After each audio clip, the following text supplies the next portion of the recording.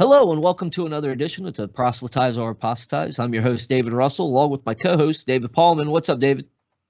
How you doing, Russell? I hear you've been busy getting into car accidents. What's the update on that? Well, I had to end up getting two new cars, but at least the insurance paid off everything, from the last car, and I had gap insurance, so I was taken care of. But I didn't have $1,600 that I ended up having to scrounge up to pay for these new cars, or at least put a down payment on two new cars. So, but my wife's happy. I got her an Odyssey and got me a little commuter car, so I'm happy. Cool. I've been holding down the fort down here without you, so I've been botching things up. We weren't even able to use Skype on that last debate. Yeah, man, I feel bad for you, man. You need me. That's just all there is to it. It's true. I'm a wreck of a human being. Yeah, especially with some of those views you hold. Are we talking about annihilationism, preterism, or what? Oh, just annihilationism. Just annihilation. So we have a special guest on today, and I'll let you take it from here, David, if you want to introduce our guest here. Yeah, so we've got Suan Sonna on with us for the second time. Everyone loved him when he was on the first time, so we said, you know what, we got to get this punk back on. So, last time we were supposed to be having a debate on young Earth creationism. Unfortunately, Steve Schramm couldn't make it for that. The poor guy's got a really busy life, as I know. So, so we're going to try to set up another debate here, but on Universalism. And Suan has recently become an expert on that. He told me I'm on a crusade against a classical theist case against universalism. So tell us a little bit about what's going on with you, Suan, and then we'll dive into this interview. All right, before I begin, Russell, did you also get David glitching out just a little bit near the end? Yeah, it was right at the end. Yeah, I got it too. Yeah. So you were asking me about the paper that I wrote on academia titled "A Classical Theist Case Against Universalism." Is that correct, or? Yeah. Yeah. So I recently had a debate with Samuel Watkinson on Jordan Apodaca's page. His podcast is titled "All In with Jordan Apodaca." I don't know. I'm probably butchering his last name. I feel bad. But I was on the show. Samuel and I debated for almost 3 hours on universalism, and then after the debate ended, we talked for 2 more hours. And I was just inspired after that discussion to write out a paper laying out my entire case against universalism, and that paper ended up being around 20 pages long. So it's quite thorough, and I was surprised because when I first, considered universalism, I thought there was a lot that was plausible to it, and then over time, after doing that argument and looking over the paper, I've just kind of become more convinced that universalism is probably false. Okay, cool. So I'm going to include a link to that in the description, so everyone feel free to check that out. I encourage you to do it. I've read the paper. Very well written. Suan is a very deep thinker, so you'll have to put your thinking cap on for that. But, Suan, if you could kind of break down your argument in that so that stupid people like me can understand it, why don't you just take some time here and just lay out your case? All right. Do you want me to do the entire case or the simplified version? We probably should go simplified version. This will probably be 20 minutes or whatever for this. So So give us. Let me get my presentation ready. Is that okay? The PowerPoint. Yeah, just screen share that with us. Yeah. All right. So I'll try to share the screen. I don't know. Okay. Can you see what's on my screen?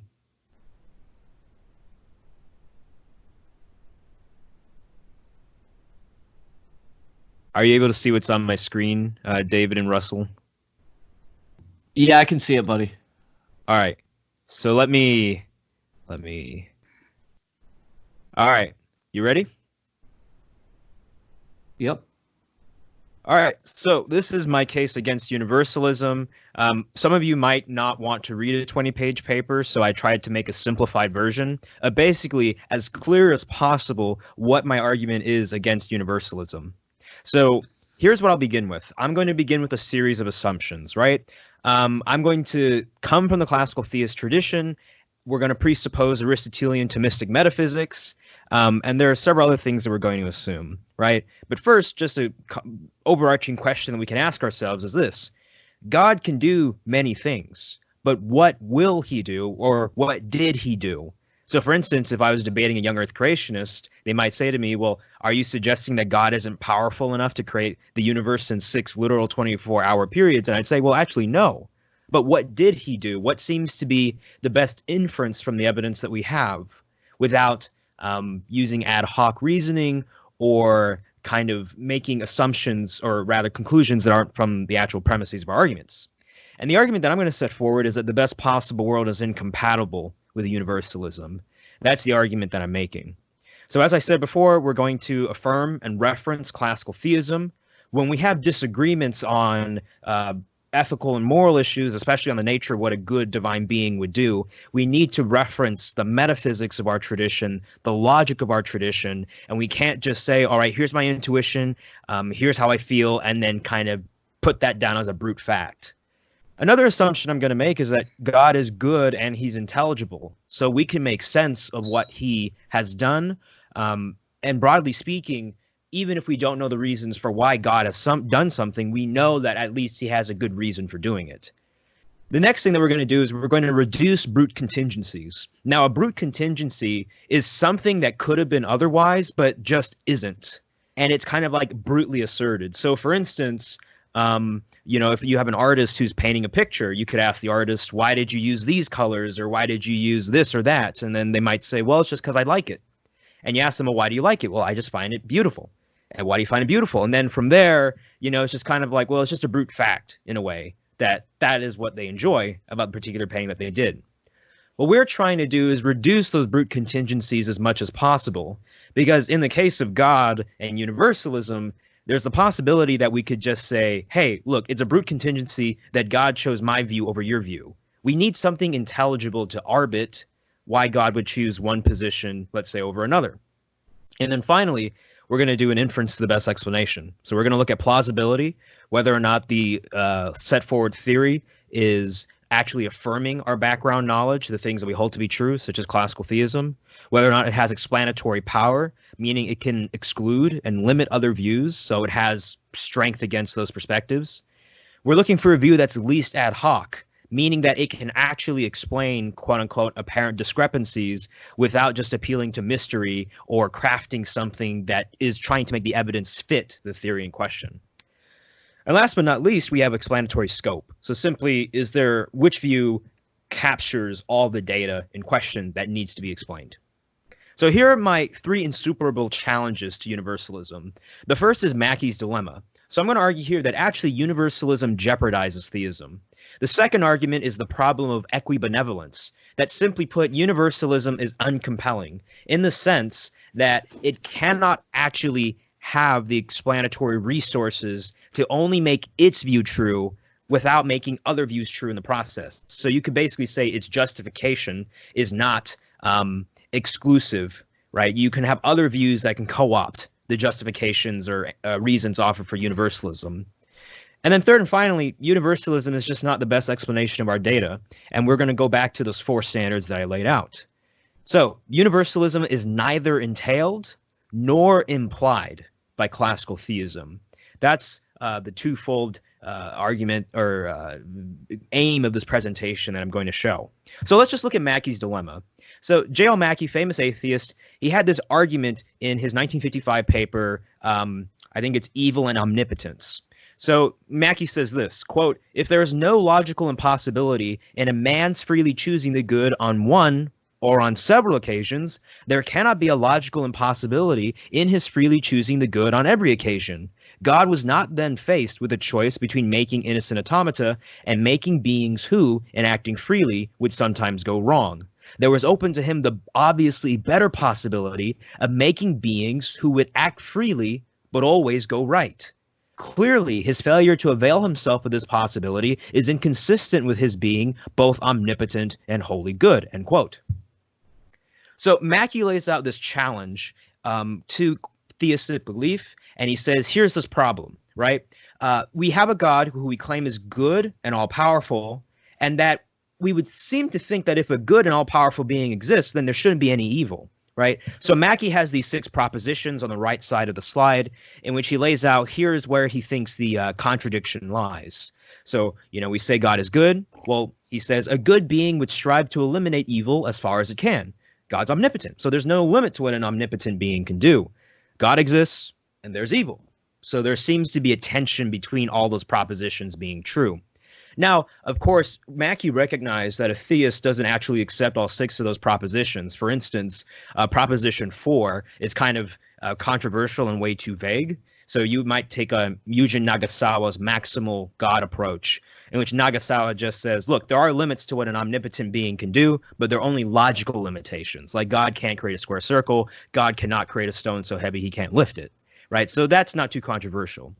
But the universalist would, technically speaking, affirm all 6 of these propositions, right? So when it comes to the 4th one, the universalist can just say, there is no limit to God actualizing a world in which universalism is true.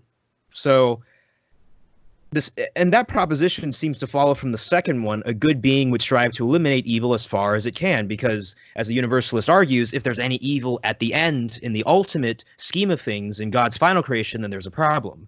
So the universalist seems committed to at least something dangerously close to all 6 of these propositions that Mackey lays out. Now, here's the problem. So we need to take Mackey seriously because Mackey's scenario is actually a logical possibility. It's something that's fully coherent.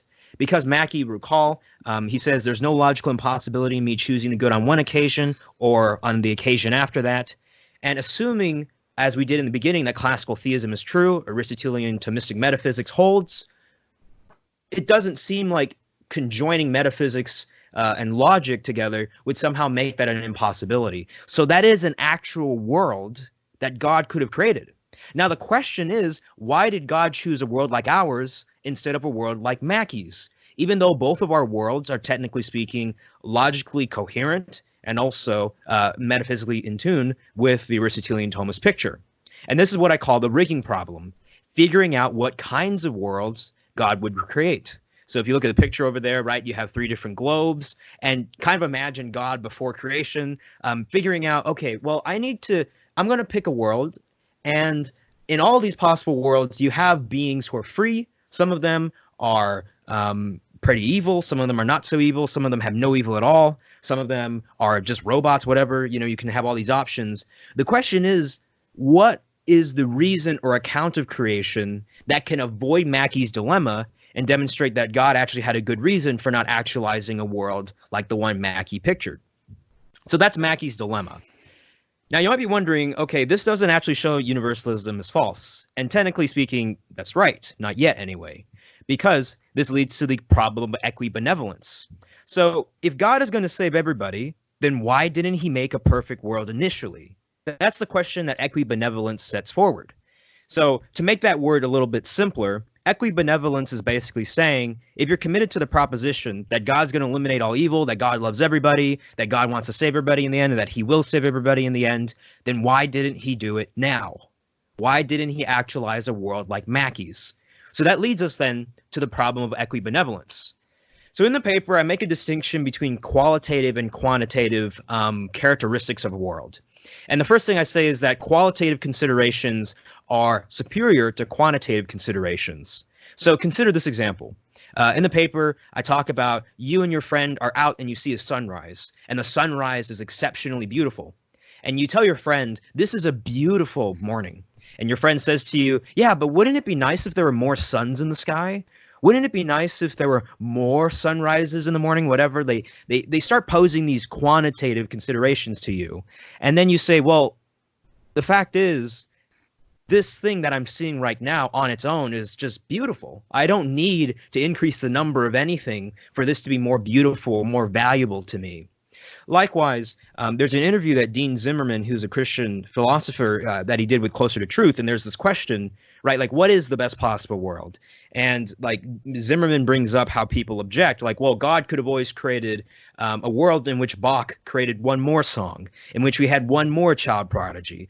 And the problem is that when you get into the quantitative realm, so you start saying, oh, if God only created a world with one more of this, one more of that, then at that point you could just have an arbitrary number of things. So it doesn't seem to be the case that this is a good limiting principle.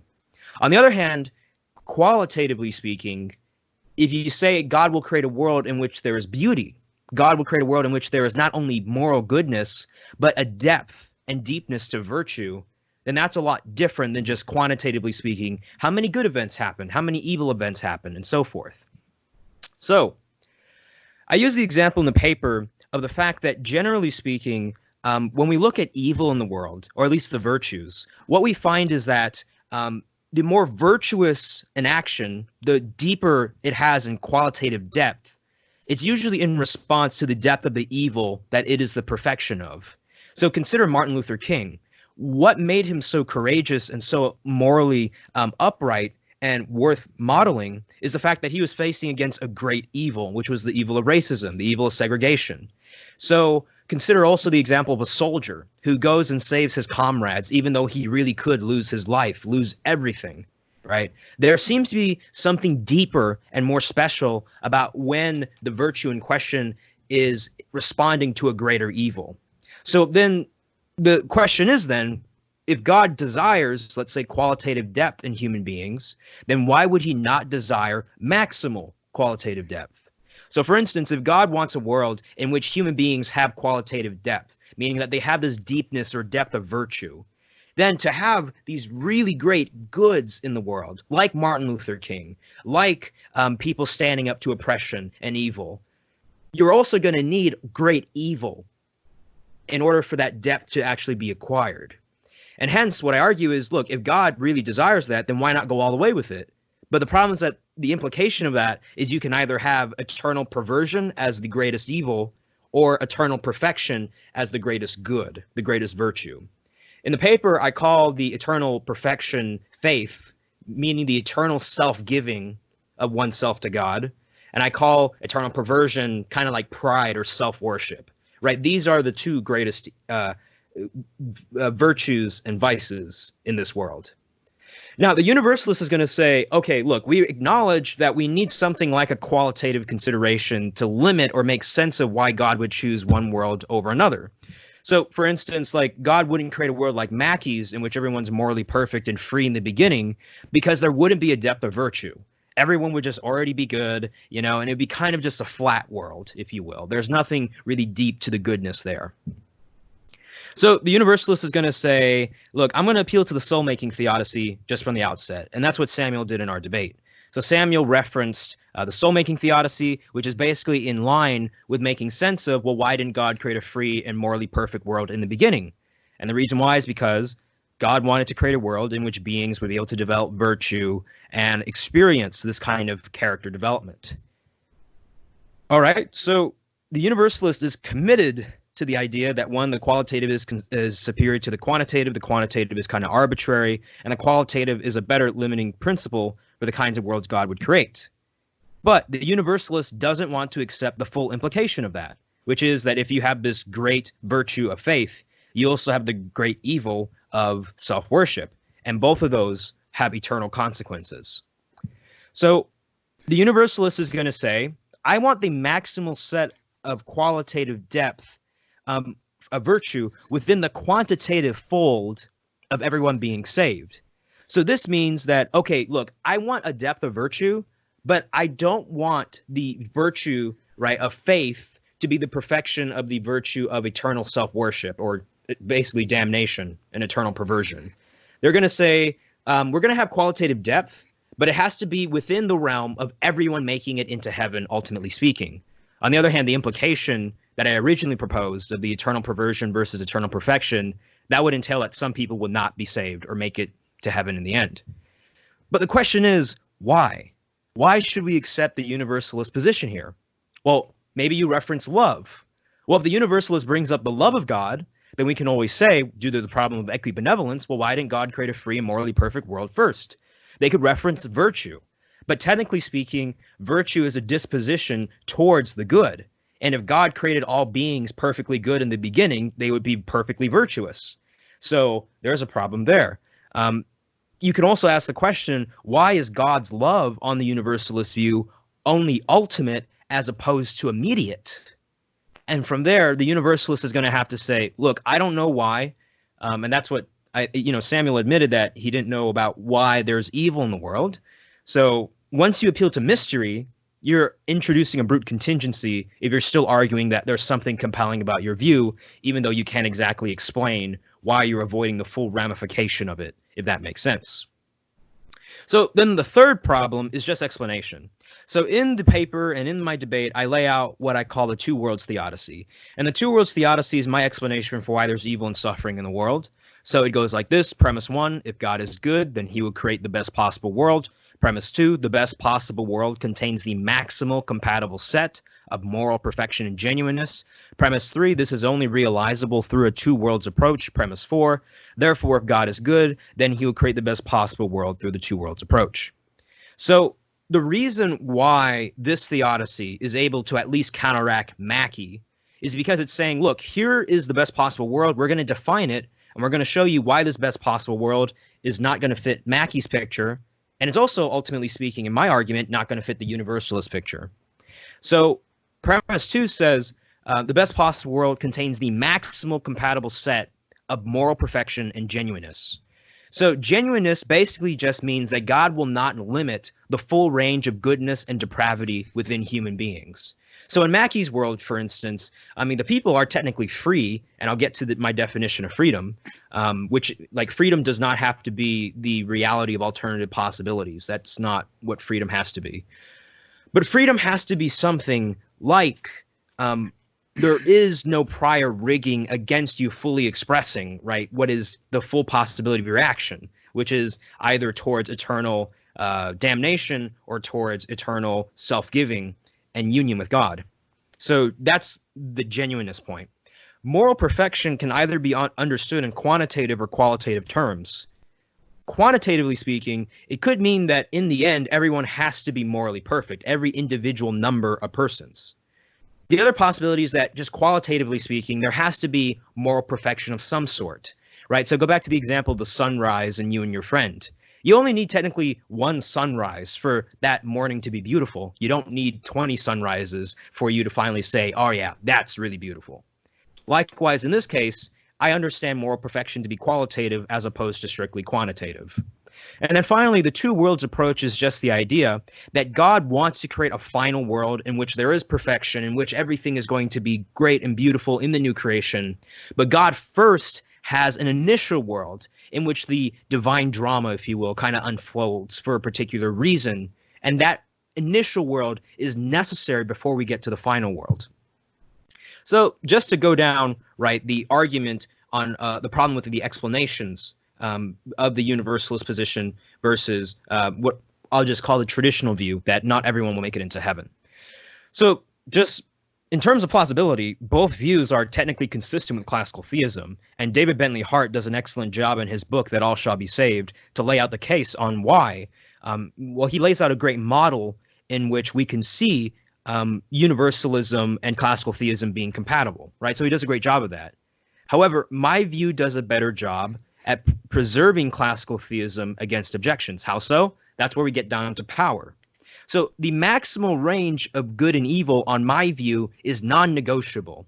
So if someone tries to say, well, look, I mean, why can't you just limit how bad the evils are, the depth, the cruelty of those worlds? And I'd say in response, well, if we do that, then we have to also diminish the quality and greatness of the goods that people can pursue, the amount of self-sacrifice that they can demonstrate, the true love and self-giving that that kind of evil actually allows for, right? So I'm saying this is non-negotiable. This is a part of the best possible world.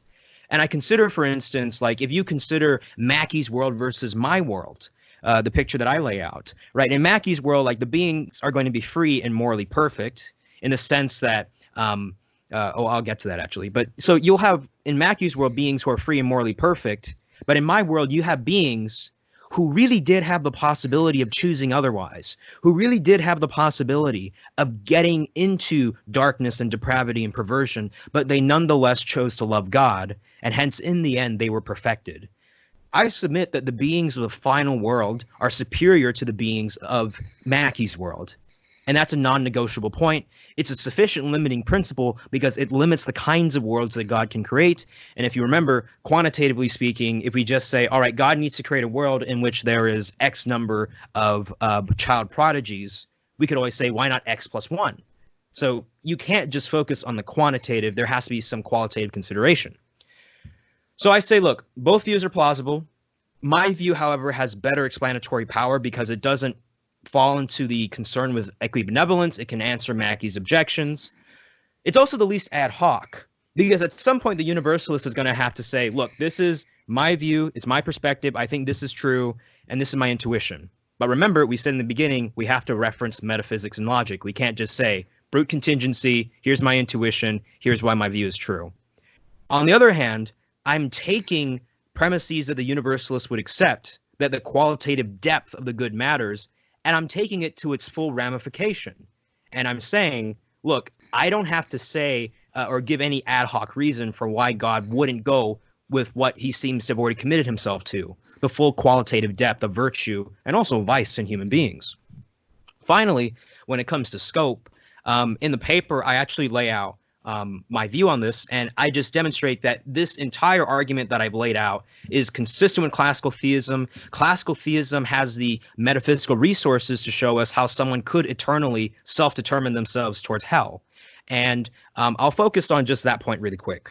So freedom is not this principle of alternative possibilities. Freedom simply means that you have the power within yourself to actualize a certain state of affairs. There are no antecedent conditions making you choose that state of affairs. You have the power to choose, if that makes sense. So the reason why we don't need alternative possibilities is due to this example. So I think this is inspired by the Princeton philosopher Harry Frankfurt. But imagine that someone has a bomb attached to them, right? And the bomb is going to go off if this person makes a particular decision. So let's say the bomb is programmed to go off if the person combs their hair in the morning, or if the person has a grilled cheese sandwich. But then throughout the day, the person actually survives and comes home and he's, sleeping sound. Frankfurt argues that that's actually a conceivable state of affairs. And the reason why is because perhaps the agent in question wasn't going to actualize those bomb triggering options anyway. So maybe like in the morning he was already freely choosing, I'm not going to comb my hair, or I'm not going to get a grilled cheese sandwich, I'm going to get a salad, whatever. There seems to be like no problem in saying, he wasn't going to actualize those possibilities anyway. Now, when it comes to the view on how someone could self-determine themselves towards eternal destruction, this has to go back to the classical theist view on the soul. So the soul has two powers, well, three, but technically you can just break them down to two: intellect and will. So evil happens when either the intellect does not properly grasp something and it sends improper signals to the will, and the will acts on improper information. Hence, someone does evil out of ignorance or because they just don't have the right knowledge. Or it's also possible that the will itself is perverted and doesn't have the proper ability to manage the appetites of the human person. So it doesn't matter. Someone could know that something is wrong, but then their intellect, is telling them, here's what the dictates of reason are. And the will is like, nah, I'm going to focus on pleasure instead of my obligations or whatever. Now, the thing is, the intellect and will flow from the soul. So if the intellect and the will are corrupted, then it has to mean the soul is corrupted as well. And Aristotle and different classical theists held to the idea that just as Aristotle argued you have to habituate yourself into virtue, you can habituate yourself, self-determine yourself towards damnation. So there's a philosopher by the name of Robert Cain who uses the example of a drunk driver. So suppose that there's like this drunk driver driving down the highway and he ends up crashing into somebody. The police officer goes up to him and says, "Sir, what have you done? You're responsible for your actions. And the drunk driver says, no, sir, when I was driving, I was drunk. I wasn't in full control of my faculties. So I'm not responsible for this. But Cain says, look, we can actually point to the fact that this person had done the sorts of actions that would lead him to this point in time, in which he would lose his full control over himself. He would be enveloped in the vice of drunkenness and commit the action in question. Even if he wasn't fully in control, he had put himself in the position to be that way. That's basically the view that I have on hell. Now, you can actually extend this groundwork into other sorts of considerations, but due to time, I won't do that. But simply put, I think explanatory scope, the traditional view, can actually explain more. And when I challenge universalists to bring up their alternative account of the human soul, of evil, and so forth, they just don't. And that's kind of interesting. But so just going down the list, then, what we find is that the traditional view is just simply a better explanation. We can fully explain on the traditional account all the features of the world, including deriving the proper conclusions from our prior commitments. So this is to say that it's not enough for the universalists to demonstrate that God could save everybody in the end. That is not relevant to the debate, actually. The actual question is, one, why would God choose a world like that over another world? And whatever reason you offer, can it be co-opted and hence fail to be a good explanation, either by Mackey or by me, right, to entail my view? And the universalists, even though they have a consistent picture, they don't have one that can compel or eliminate other possibilities. Unlike my approach, which can basically say, look, this is brass tacks, this has to go, and this is incompatible, whatever. My view has, more importantly, explanatory power. Now, I'm just going to entertain some quick objections, and I guarantee you my presentation will be done. So I've heard Samuel make the argument that punishment has to be remedial, right? So we can't punish somebody just for the sake of like a retributive kind of, you deserve it, right? And some people view hell as God kind of whacking a sinner on the head, and putting him in the furnace. And that's not the actual view of hell that I endorse, or that I think a lot of people down the age have endorsed. That's kind of like a medieval, weird fantasy. So I take it then that punishment tries to restore the natural order. If you're a classical theist, you'll understand what I mean by this. As a classical natural law theorist, I believe that within nature itself, within the teleological order, it reveals to us, right, what is justice, what is flourishing. And punishment is usually the deprivation of something. So let's say, a kid is crying a lot during church, and like the kid is like, pouting to mom, and mom takes him outside the church, sits him down, and he has like, I don't know, like a 20-minute timeout. You're depriving him of some of his freedoms in order for him to realize that what he was doing was disruptive. It wasn't respecting the social and also the sacramental space of the church. And you're trying to show or get him back into the natural order. Now, I don't think that hell is a punishment, even though it can be described that way. I think hell is God's wrath, and God's wrath is the natural order. So consider, for example, someone who says, man, I don't know why I'm always sick all the time, why my immune system isn't like functioning properly. And you ask this person, well, what do you do? And this person says, well, for 24 hours a day, I'm sitting inside playing Minecraft. I'm in the dark. And it's like, oh, well, you're just naturally doing the sort of thing that's not going to be conducive to your flourishing. And that you can consider that like the wrath of nature. In my paper, I use the example of someone who jumps into a lake, right? The lake is simply doing what it naturally does if it freezes you or if you drown in it, right? There's nothing kind of artificial or external to what the lake is doing against you. So I say then, if my view is correct about the nature of hell, the nature of damnation, then the remedial punishment principle actually doesn't apply in the first place, if someone can eternally self-determine themselves against God. Second, some people talk about, well, consider love, right? So when you fall in love with your wife or your girlfriend, whatever, or a close friend, it's kind of a brute fact that you love them and that you have this natural gravitation towards them. You can make sense of it, right? But it's not the case that you reasoned through the premises on why to love your wife and you came to the conclusion that, okay, it's still worth loving her.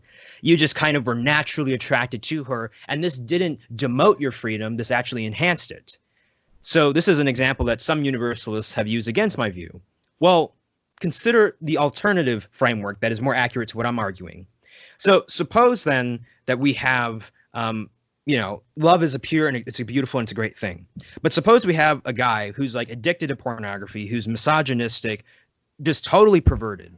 And this woman comes up to him, and let's say this is the most virtuous, most beautiful, most personally interesting woman, right? So we bring this perverted, evil man, this beautiful, ideal woman.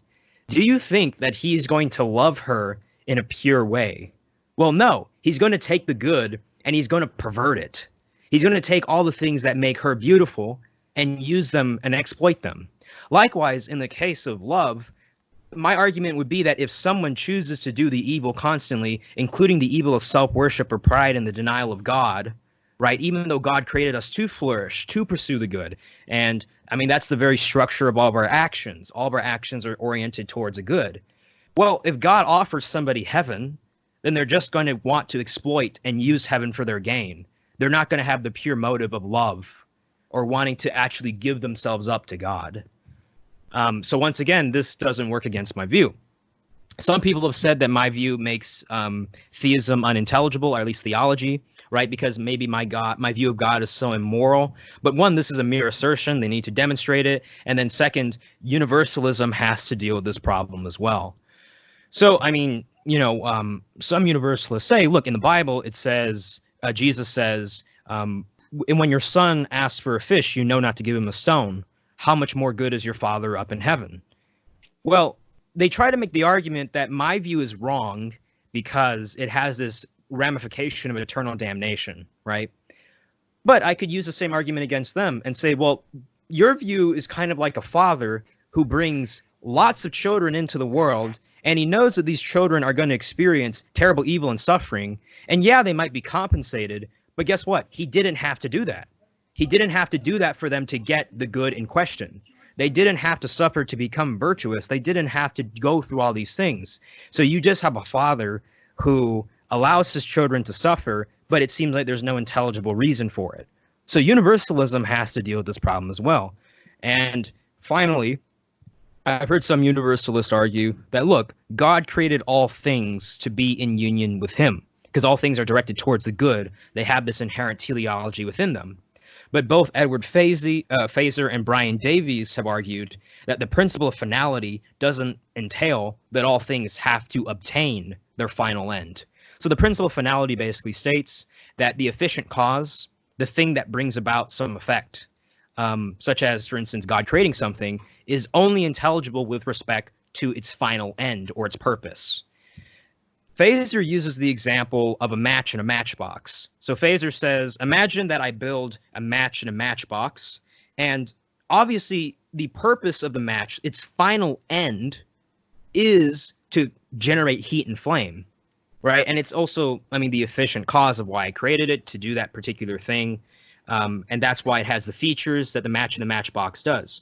All right, cool. But suppose then that I put this match in matchbox in a shelf and I never use it again. And in fact, its final end never obtains. Its existence is still intelligible. It doesn't violate the principle of finality. And Brian Davies discusses how, for instance, let's say that, I'm drawing something on the board. So I draw a circle, but I don't complete it. Fazer uses this example to explain Davies' view. So suppose that I'm trying to explain what privation means, what evil means, and I draw this circle, and I'm about to complete the circle, but I don't do it all the way. You would recognize that there's something lacking in the circle that I drew. But suppose you recognize that, well, even though that's a bad circle that I drew, it was ultimately justified or allowable because I was explaining a larger point. So Davies argues that God, when he creates, even if those things are imperfect, that's not on him, right? That's a property to the thing itself. But it could be the case that it's permissible for God not to fully complete something or make it perfect in the beginning because he has some larger good. And this isn't necessarily consequentialist. It doesn't have to be.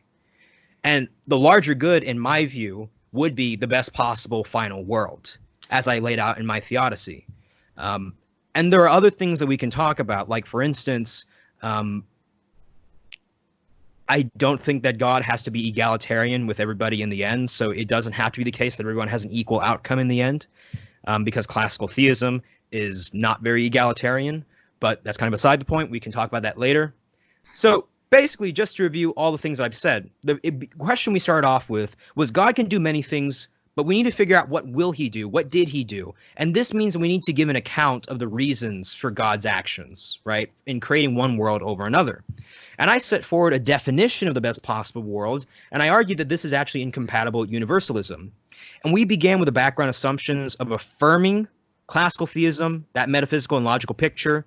We agreed that we can't just use our intuitions and say, well, guess what? I feel this way, so it has to be true. We have to reference something within our background, or what I call antecedent commitments. We have to reduce brute contingencies, reduce the appeal to mystery, and then also we need to appeal to what is the best explanation of all the data in question. And remember, I raised 3 challenges against the universalist.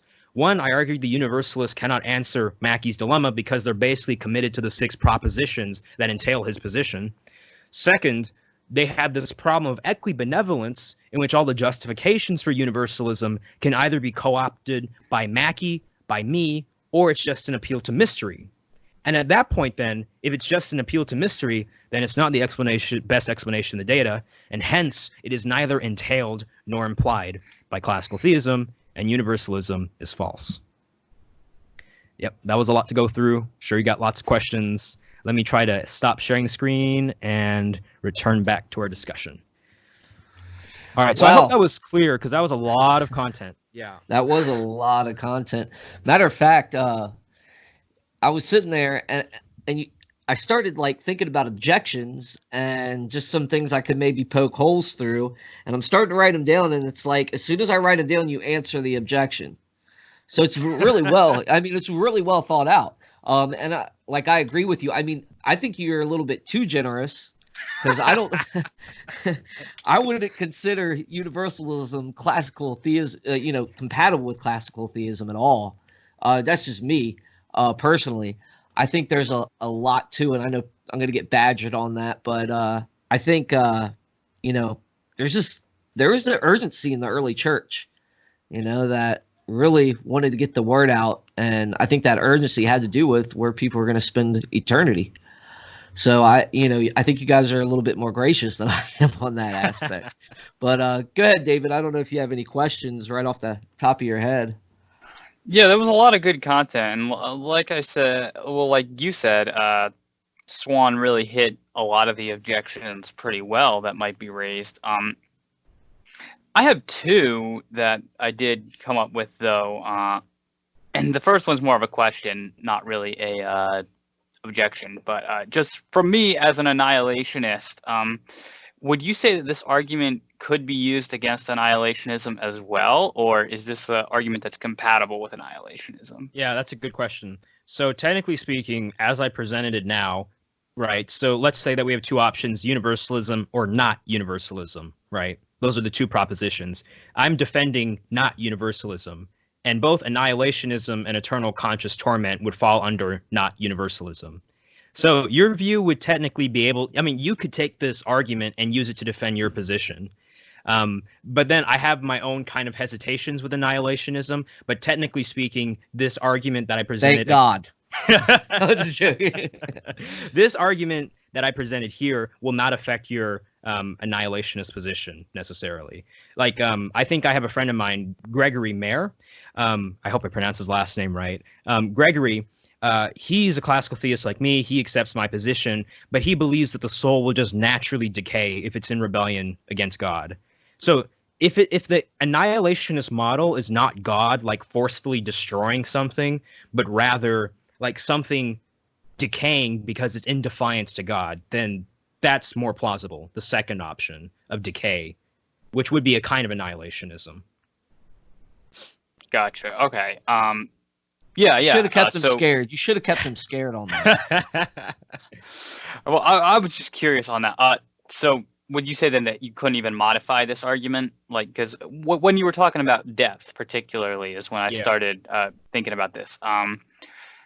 with the whole depth thing, do you think within that area of your argument, it's possible to make this favor an eternal conscious torment view over annihilationism, or not at all?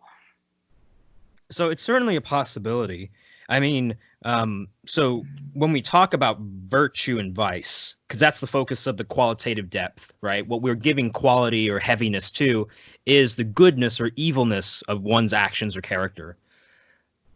It doesn't have to be the case that, eternally speaking, I mean, I don't think it has to be the case, eternally speaking, that someone has to be in this perpetual state of vice, right? It could be the case, like in the case of the, naturally decaying due to rebellion against God. Like, that's a severe thing to watch out for. The reason why I'm not an annihilationist, however, is because I take a position close to what Ratzinger argued. So Ratzinger has this view that God created everybody to be in union with him, and God keeps all beings in existence because, one, in the classical theist picture, being and goodness are interchangeable, they're convertible. And also, if God were to allow a being to decay, then it would kind of mean that God completely gave up on them. While on this view, the view that I've offered, God doesn't give up on anybody. But what God does is he allows someone to eternally choose their destiny, if that makes sense. Okay. And I know like some universalists will object to what I've laid out, but that's the basic idea there. Gotcha. Okay. And then when you were responding to objections, you brought up this idea of God's wrath as being the natural order. Could you explain that a little more fully? Because I have an objection if you're saying what I think you're saying there. So when you say God's wrath is the natural order, what did you mean by that? Yeah, so the natural order basically means the content of the moral law, right? So for instance, in natural law theory of the classical theist tradition, the argument is that beings have natures, and beings are flourishing or doing the good insofar as they are completing their nature, fulfilling the ends that they have been directed towards by nature itself, by creation. So the argument that I'm making there is when a being chooses to go against their final end, chooses to go against the good, or at least pervert the good. No being can actually completely go against the good. They can only pervert it.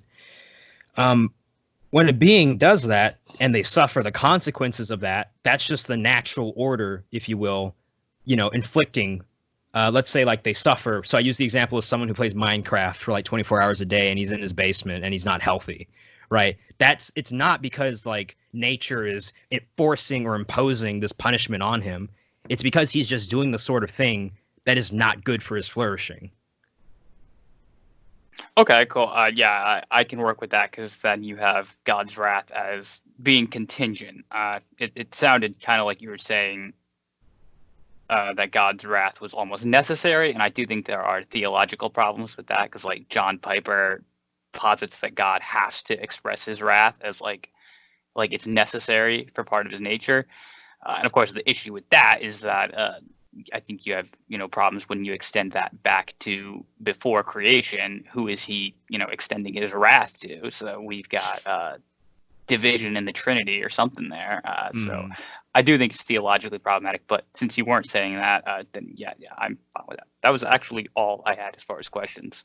Only Marcion would think that of John Piper. Just joking. I'm just teasing you because you're busting my chops about not being on the other day.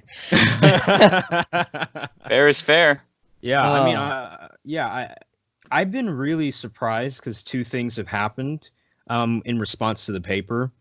The first is that the universalists who have tried to argue against me, they've either totally misunderstood the argument, or they actually accept kind of all the background assumptions and premises that they need in order for their conclusion to be false, but they just don't see it. So yeah, the problem is that either they don't understand the argument, or they don't see how their commitments entail the negation of their view or the negation of theism. Yeah, I can see that. Man, I would love to see actually what this is going to look like on a live debate, because, I mean, for me, I mean, like I said, you answered everything that I had, and you didn't even have to try. I mean, you just kind of just tore into it, man. But yeah, I think it's gonna work out real well, and you should write books on it. Yeah, sure. In the future, maybe Swan I'll needs collab to with. write. Yeah, he needs to write a whole bunch of books. You might have pulled the Alvin Plantic for the free will debate over to Universalism. Might have solved the question of Universalism for once and for all. Yeah. I mean, honestly, I was kind of surprised because I originally like flirted with Universalism. I thought like, oh man, this is really nice. And then, I read David Bentley Hart. Samuel is also familiar with some with the classical theist tradition, and they were using my language, right? And I was like, ooh, this sounds really nice. And then as I laid out my argument, and then I wrote the paper, and then I continued to update it and make it stronger and stronger, I was like, yeah, this is not true. Like it's false. I used to think that like eternal conscious torment was my top view. My second pick would be universalism, and then annihilationism. After this investigation, I switched the two. I think annihilation is like the second most plausible alternative that I would take after my other view. Yeah. And who doesn't want to go to universalism? I mean, it gives you the prospect that at some point everybody's going to be in the kingdom of God. I thought, but it's a pipe dream. Yeah. I hate to say it. I just think it is. I mean, that's just my view there, but yeah. Yeah. David, you got anything else? Well, I don't remember if I announced this to begin with, but yeah, this is just a preparation for debate that Swan is going to be having with Matthew Coleman on this channel. We'll be setting that up, so I did want to announce that so everyone's got a heads up on that. But yeah, that was just an announcement. Swan, did you have any final remarks you wanted to make?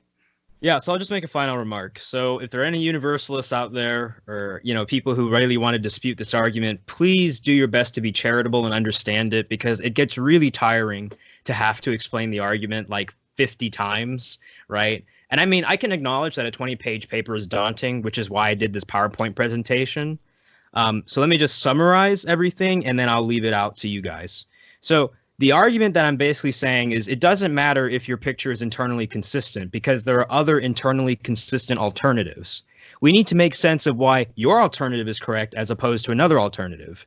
And my argument has been that when you try to justify your alternative being the correct one over other possibilities, the reasons that you offer for choosing your alternative end up either negating theism, negating your own position, or you have to refer or appeal to a mystery or brute contingency.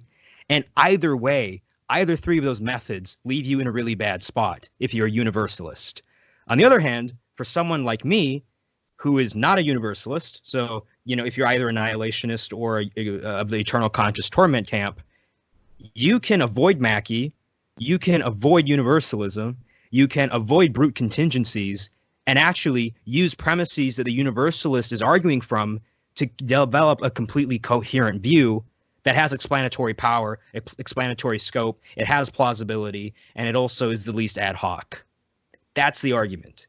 And I want to see if a universalist can actually answer each of these points and not appeal to mystery.